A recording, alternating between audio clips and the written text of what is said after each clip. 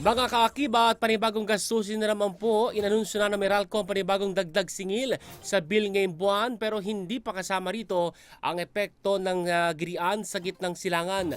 Ang Department of Energy o DOE naman gumagawa na ng hakbang para hindi lumala ang epekto ng tensyon sa energy sector. Narito ang aking report.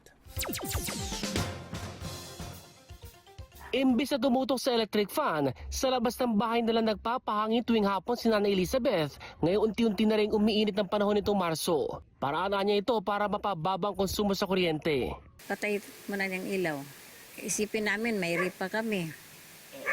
O, lalaki talaga.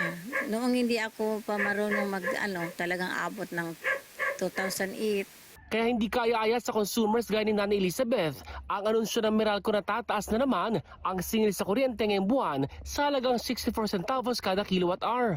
Katumbas ito ng 129 pesos na buwan ng dagdag singil sa mga kumukonsumo ng 200 kilowatt-hours hanggang lagpas 300 pesos naman sa mga kumukonsumo ng 500 kilowatt-hours. Ito na ang ikalawang sunod na buwang dagdag singil dahil sa tumaas na transmission at generation charges.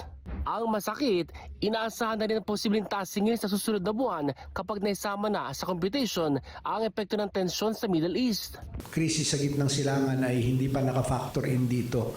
Yan marahil ay madadama natin sa susunod na buwan ng Abril batay sa kasalukuyang March supply month. Paliwanag ng Meralco, dahil sa mataas na demand sa kuryente tuwing tag-init, gagalaw din nila ang presyohan nito sa wholesale electricity spot market, bukod pa ang epekto ng giyera sa gitnang silangan.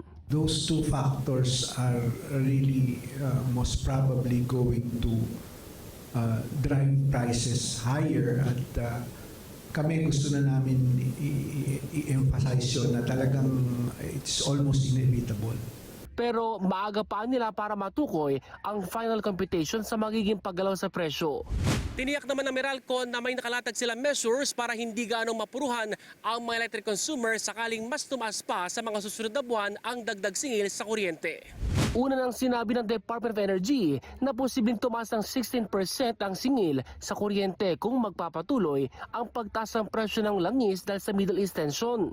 We have done our simulations also. It will affect the price of electricity in the coming months if we do not do any interventions. Gayunpaman, hindi sinabi ng Meralco sa media kung uubra rin sa kanila na utay-utay na dagdag singil gaya sa ginawa ng ilang oil companies ngayong linggo para hindi gaano mabigatan ang consumer sa super big time oil price hike. Ace Cruz, Newslight.